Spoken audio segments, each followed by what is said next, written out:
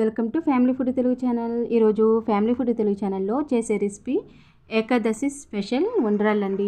ఇవి ఏ విధంగా చేసుకోవాలో చూద్దాం. ముందుగా ఒక గ్లాస్ వరకు బియ్యం తీసుకున్నాను. ఇవి నానబెట్టలేదండి, నేను బియ్యం అనేది నానబెట్టకుండా పైన నీళ్లు జల్లి ఫ్యాన్ గాలికి ఆరబెట్టుకున్న తర్వాత నేను మిక్సీకి వేసి ఇలాగా రవ్వలా చేసుకున్నాను. ఇప్పుడు 2 టేబుల్ స్పూన్ వరకు పచ్చిశనగపప్పు ఒక హాఫ్ అన్ అవర్ నానబెట్టుకోవాలి. నానిన తర్వాత ఇప్పుడు స్టవ్ అంటించి బాండి పెట్టుకున్న తర్వాత ఇందులో నేను ఒక గ్లాసున్నర వరకు నీళ్లు తీసుకుని ఇందులో నానబెట్టిన శనగపప్పు వేసుకున్నాను. అలాగే ఇందులో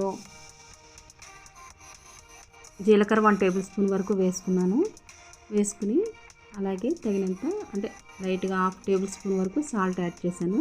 అలాగే తురుముకున్నటువంటి కొబ్బరి తురుము వేస్తాను 2 టేబుల్ స్పూన్ వరకు వేసుకుని ఇదంతా కూడా బాగా కలిసే విధంగా కలుపుకొని బాగా మరిగించుకోవాలి. శనగపప్పు అనేది కూడా బాగా మనం ముట్టుకుంటే నానే అంత విధంగా మనం ఈ ఎసరుని మరిగించుకోవాలి.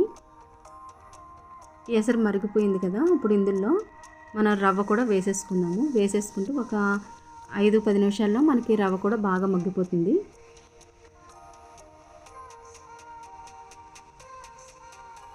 చూడండి, ఇదంతా కూడా చూడండి, ఈ విధంగా మనకి రవ్వ అనేది ఇలా మగ్గుతుంది కదా. ఇప్పుడు స్టవ్ ఆఫ్ చేసేసి ఒక ప్లేట్లోకి తీసుకున్నాము. ఈ విధంగా ప్లేట్లోకి తీసుకున్న తర్వాత ఇప్పుడు చేతికి నూనె రాసుకుని మనం చిన్న ఉండలుగా చేసుకోవాలి. ఈ విధంగా ఉండలన్నీ కూడా ఈ విధంగా చేసుకోవాలి. ఇప్పుడు స్టవ్ అంటించి ఇడ్లీ పాత్ర పెట్టుకుని దాంట్లో లాస్ట్న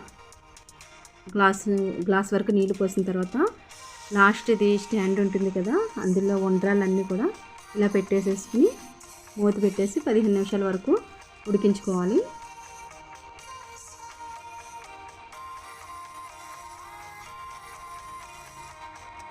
ఇప్పుడు ఈ విధంగా మనకి ఉడికిపోయింది కదా, ఇవన్నీ కూడా ప్లేట్లోకి తీసుకుని పక్కన పెట్టేసుకుందాం. అంతేనండి, ఎండ లేకున్నా కానీ మనకి ఉండ్రాళ్ళు అనేది చాలా ఈజీగా సింపుల్గా చేసుకునేది. ఎప్పటికప్పుడు మనకు కావాలంటే చేసుకోవచ్చు. ఎండ ఉంటేనే బియ్యం ఆరాలి, ఆరితేనే బాగుంటుందని కాదు, కానీ నేను నిజంగా ఇలా చేశాను. చాలా అంటే చాలా టేస్టీగా పొడిపొడిలాడుతూ చాలా బాగుంది. ఈ వీడియో కనుక మీకు నచ్చినట్లయితే షేర్ చేయండి, లైక్ చేయండి, సబ్స్క్రైబ్ చేయడం మాత్రం మర్చిపోద్దు. Bell icon